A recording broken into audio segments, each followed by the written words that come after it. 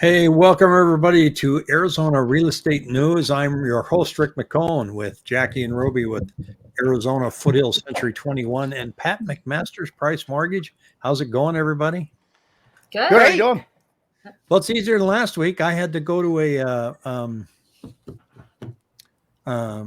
not a Holiday Inn. I had to go to a Hampton Inn and borrow their Wi-Fi so we could get going on this. But I want to show everybody what I'm seeing in numbers, and I'm kind of going to state the obvious, but there's a couple things in the data that I question that I want to go over, because that's what I think our channel is all about. Is we're just kind of questioning things and trying to figure out what's going rock and rolling. So let's see what's happening here, and here it is.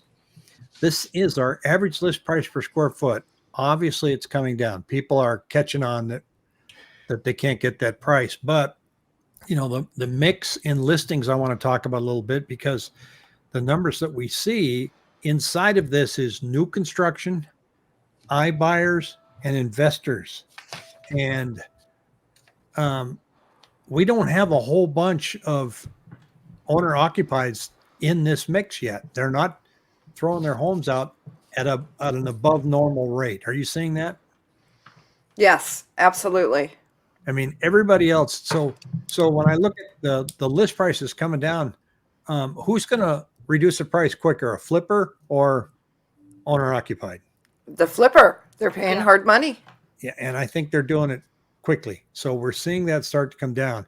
We have not seen, this is going to get worse, because we've seen the offer pad and the open door numbers. That's about 2,000 homes out of the 17,500 we have.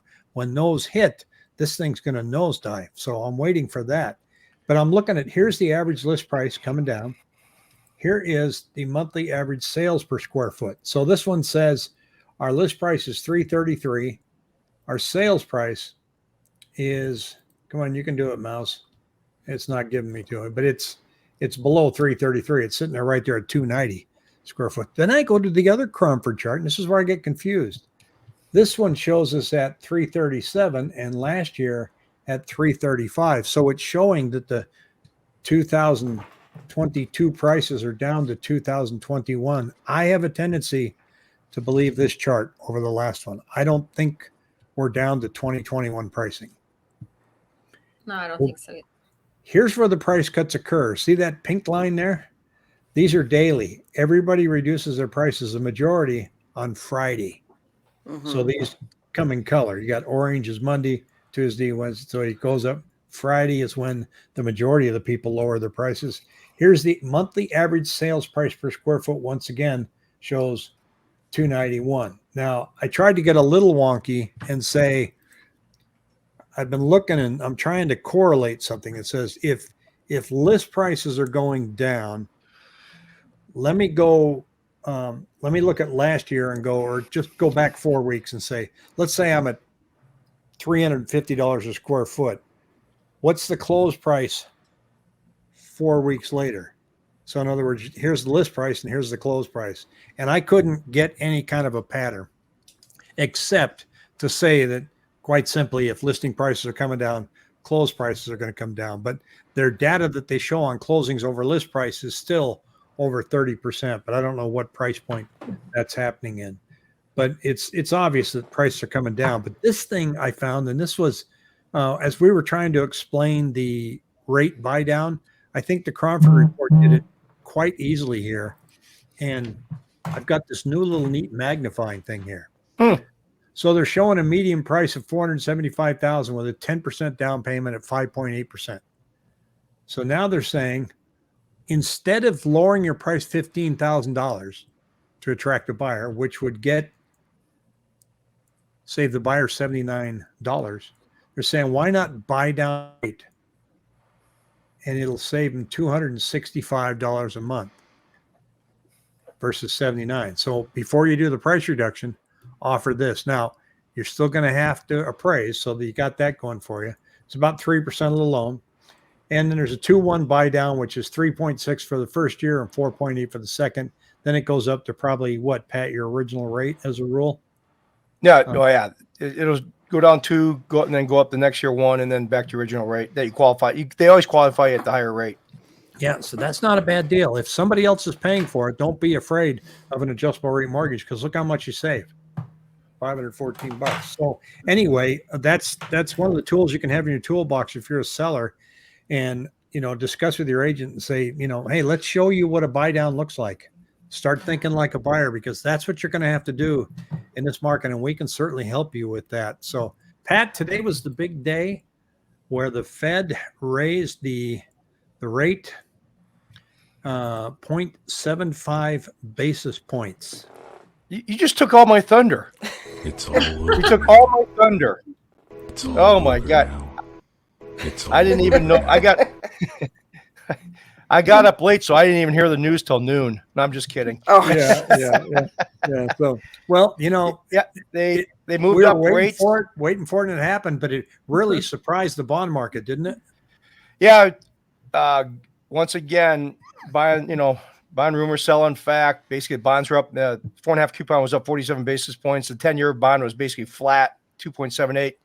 I mean, that's why the average person on the street, you get these calls like, oh my God, rates are going up 0.75 point. You're gonna get that typical. We always get that typical, by the average, which I don't blame them. They don't follow it every day. So, kudos to them. But obviously it was the largest single meeting. The last two moves have been the largest single meeting move since 1994. So it's been now they've made up moves in the last 4 consecutive meetings. And so now the short-term rates are 2.25, 2.5. I mean, unemployment rate obviously still remaining low. But the problem is, you've got kind of two, this is my theory is you got two polling, forces. You got high inflation and you've got, recession talk. And those are kind of like oil and water, when you're talking about economics. And basically the Fed. Let's expand on that for just a minute. So in other words, the bond market says it looks more likely than that a recession is coming. And if that's the case, then why raise rates, right? Am I interpreting that right?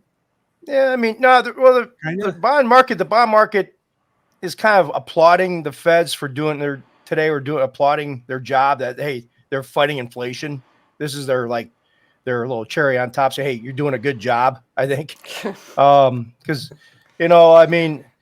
the last, you said the last couple months, I follow the numbers, but I also try to think about the theories and stuff like that. I think, now you said the last 6, as I've said before, first 3-4 months, it was just a big mystery. What the hell's going on? Now we kind of know what's going on. So that's why we're seeing, you saw this right here.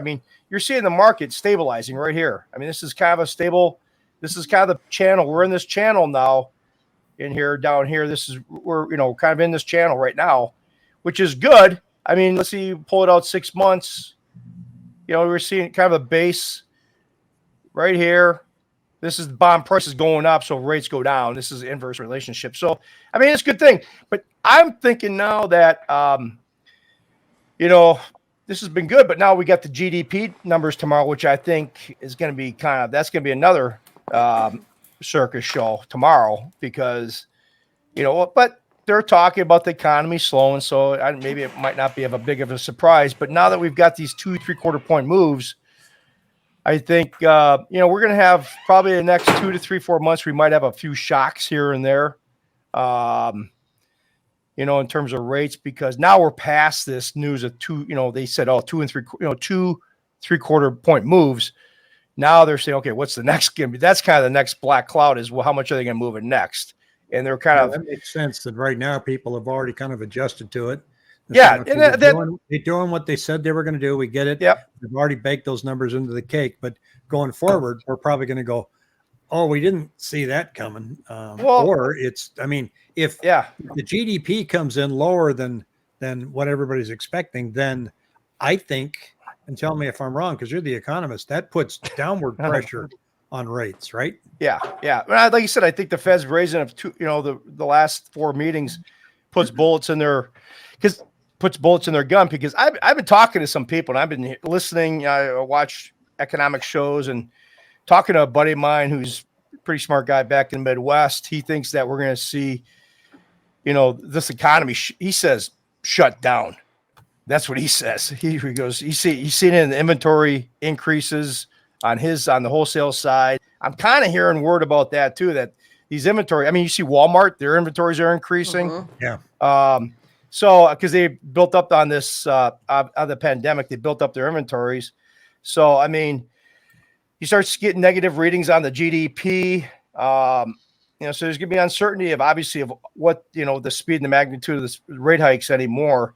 But this is kind of interesting. I want to pull something up. So that's the rates. They've been kind of in this channel, and I think we're going to see a channel here. But remember all the talk about the Fed, Feds are going to shut down, they're going to shut down the buying of, they're going to minimize their buying. This right here, this number, I wish I could tell you. I can't blow it up. Well, I guess I can based on what you had with that thing. It's this right here is March 17th. Maximum, it says right here. I'm just going to go over the numbers. Right here, this is March 17th. Security purchases were in the $182 to $400 million, $416 million. They had a maximum during one day of a $702 million buyback. Wow. This is going back. Now, this is July. All right. This is 156, 217. So they went from like 400 million to about 200 million. And during the day, they went from 700 million to about $200 million a day. This day right here, and I'm just going to gloss through these numbers, but this is a $1.3 billion purchase during March 18th. On this day over here was 180 million. So that's 1.2 billion less in one given day. This is 4 months later.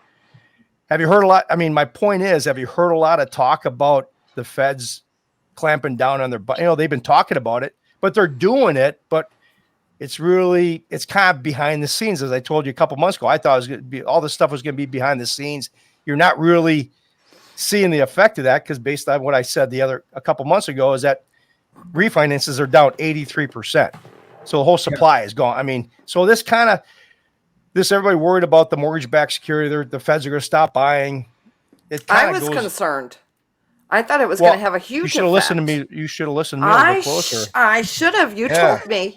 I told you. I'm Pat McMaster's PhD.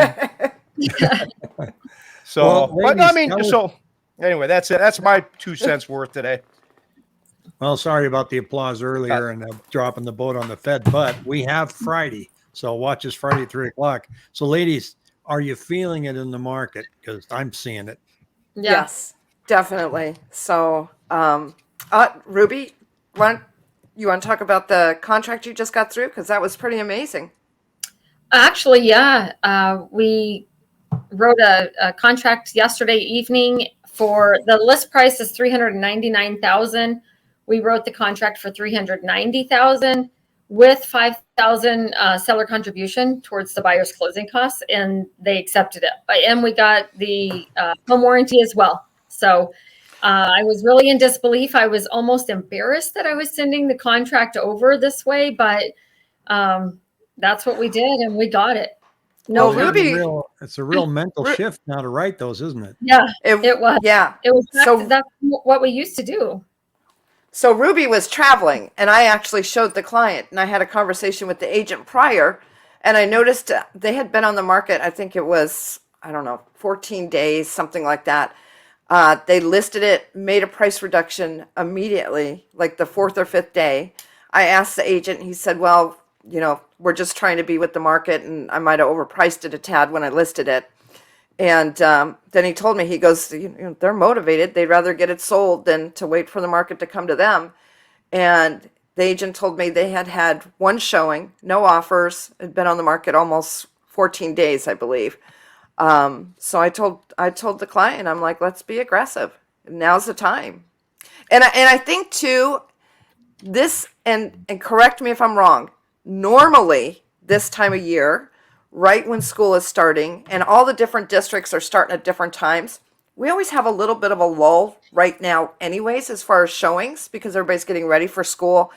They might be getting that last weekend vacation in. So it was perfect timing because, there was just no activity on that house. And I think a little bit. Any activity on a lot of homes in No. Even when I look on the MLS, it's really interesting to see that. I mean, normally, when the market was really hot, you'd have that first weekend and then you would come out of it and you would do a, price adjustment if you had to. Chances are you were looking at multiple offers and I'll go back to 2012 and say, if you didn't sell your house in a week, you might think about it. You might wait 2 weeks, then you do a price reduction. Well, now the market's softening, but they're still making really fast price reductions. In other words, they're not waiting to, like, I saw one that was 450,000 2 days later, 430. Wow.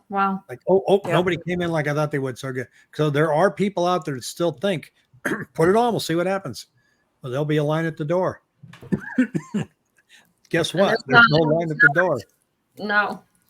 Well, and I was looking at showing time. I was randomly going through MLS the other day and just clicking on showing time on certain properties, and it was amazing. They were blank. There's Right. just, and I think part of it too, because I did have a conversation with a few people. They had concerns about what was the Fed going to do today. So You should call me. they should have. Call Pat. It gets all the answer. But that shows you the media too. And I saw something the other day on the news that says, and this is key. It says, sales are down, but prices are up. Well, give it another month. I mean, because Right. the sales are down for the month of June, but those contracts were written in April and May when prices were up. And so that's the closing data that's showing up now. But that made a really weird news headline. Oh my God, prices are still up and sales are down. No, not really. I mean, that's why I want to show those charts. It lags. So you have to look at the listing price, and that's going to equate to a future sales price. But the media, I think one of these days I'm just going to do a show just showing Channel 12 said this. Here's what it actually means. Channel 3 did this. Here's what that means. I was thinking about that last night with Fox 10. They had a report on and some woman talking about the market. And it was amazing thinking, like, she's saying this, but we're seeing this. So she's probably not actually out on the street doing what we're doing. Just and they do find a couple. They've got a couple of go-to people I know on Channel 12 that they go to ask what's going on in the market. Sometimes they pull this guy. Why are they asking him? So, I don't want them to ask me. I don't want to be on TV. So It's very confusing to the consumer. And the thing is that there's, to me, almost unnecessary panic because everybody's used to one market, and then it's like people forgot what a normal market is. Yep. It's like they're going into absolute panic if day 5 and 6 come, which in a normal market, I mean, there would be no concern whatsoever. So, I think people are kind of jumping a little bit on the price reductions and panicking a little bit unnecessarily, which is going to have an effect as well. Yep. I think, liken it to we were going 180 miles an hour the last year, and now we're going 100, 110. I mean, right. This is my mortgage prediction. I think this kind of feels like a lull that we had during COVID. Because I mean, once again, I'm looking at, from my perspective, this is my 30 seconds worth. There's still a lot of people that we're not going to have as much supply because you got 31 billion people under the interest rates. You've got these buyers the last year that have not been able to purchase because they've gotten shoved out of the market. They're still out there. So I think people are, there's a little discombobulation going on right now, but that's kind of my gut. I mean, people, I think if the Feds do drop rates, I think next year, I think this is a perfect buying time, just the people start really getting serious about it. Yeah. Things will settle down. The sellers will come to more realization. The buyers, I think they have to look at it as a positive. That's my 2 cents being a mortgage guy. Cause like I said, I'm seeing that and I'm feeling that there's the crash stuff. Like I said, we've talked about this last year and a half. We just don't have bad mortgages out there. So that's the whole sustainability. The number that I'm seeing that piques my curiosity is the fact that, like you said, there's, all these millions of people that just are not going to list their home because they don't have to. So, right now we're cleansing out these flippings. and we're, you know, and Yep. we're in the middle of this. This is open door. Now this is just one flipper, open door. Every Yep. flipper out there has this chart on their desk.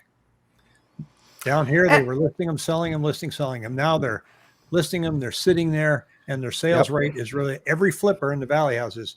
They're going to have to get rid of these. This is going to, it's not like it's going to be this huge shock wave that's going to pile pricing down, but it's definitely going to put downward pressure down below homes under $600,000. This has to be cleansed out. They can't just sit on this chart. They don't get to have an expired listing if you're open door. You don't get to have an expired listing if you're a flipper. You're going to have to take a bath and eat it. Yes, some of them may go ahead and try to put a rental in, but once that wave is over, what's behind that? Yeah. I mean, our listings are 17,500. So what's behind that? Once the flipping gets through the system and through the wash and the dry cycle, what's left over is, are we now 16,000? Because what's driving our prices is the gap. You know, the gap between, you know, they're saying that all these listings are coming on board. No, they're not. See the blue line? Those are the listings coming on every 7 days. It's going this way. Look at the camera, right? Not this way. So that number is not growing. What's driving the increase of listing is lack of sales down here. So we're down to 2,800, and we're putting on right there about, I want to say 4,500 homes. We used to put 4,100 on. 4,100 would go under contract. So that went away. So the gap is there. Until this inverts or the gap gets closer, prices are going to still continue to come down. But what's going to be normal once the flippers are done? Sales somewhere still down here, but listings somewhere down there. And that's just one of those other numbers where you're going to say, well, we're just going to have to guess. I don't know. I don't know what it's going to look like. I think there's just a lot of confusion in the market with all the way around, truly. And a lot of unsteadiness or uneasiness. Yeah. And a lot of reasons for it too. Like Pat says, his friend says this economy could shut down. It could get really, really ugly. There's no hiding that. This could get bad. Plus the election's coming up as well. That's going to have an effect. I think once we get past that, that makes people. I think that's going to have a positive effect on it. I do. I do too. I hope.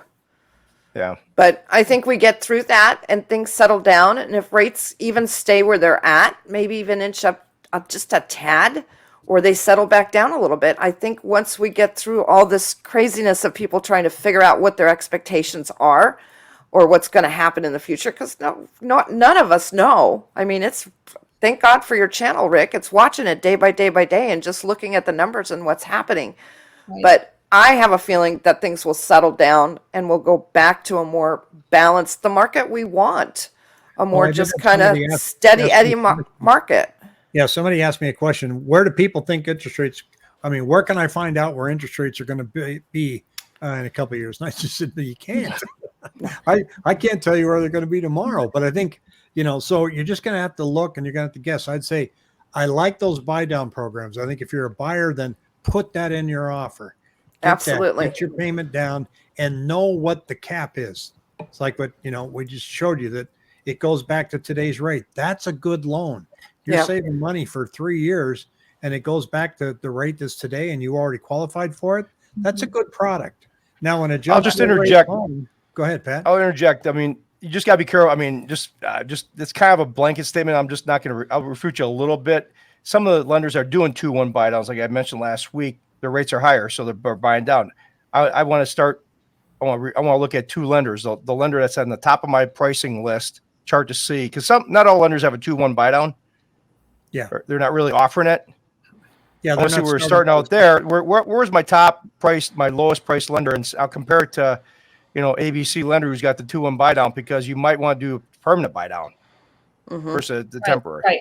Yeah, I'm more in favor of a permanent buy down, no doubt. I think that's the way to go, especially if you got somebody that's thinking about lowering their price of the house 10 or 15,000. I think a permanent buy down is the way to go. Another thing that I want to touch on Friday when we're back, Pat, and that is that example that you sent me of an online lender and the fees compared to a non-online lender. Now, we have to be careful. We can't say who it is, but we can say that it was astronomical, the difference, somewhere around the $20,000 in fees Wow. difference Oh between my Yep. gosh.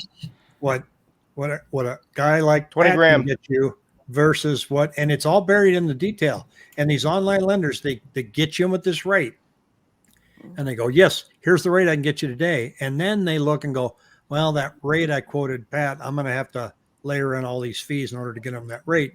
But they don't lay it out to where it's really easy for you to see. And when this was explained to that buyer, she said, oh my God, I'm going with you. I won't say the name, but they've got a very large marketing budget. Yep. Yes, they do. Very large. And so I want to touch on that on Friday. I Yep. want to share the actual numbers. So line it, redact it like they do on congressional testimony. So everybody, I will see you on Friday. I'll just see Fat Pat on Friday. I am heading back up to the hills for the weekend, and I will be back probably Monday night. Everybody I have a think we great need to do a field trip and go with you. one. Oh, Get yeah, out I of can this see heat. all of us crammed in that little trailer. Yeah, let's get that. I'll bring my pop-up camper. Oh, all right. Okay, I'm in. Let's do it. Talk to you guys Well, later. take care. Have a good one.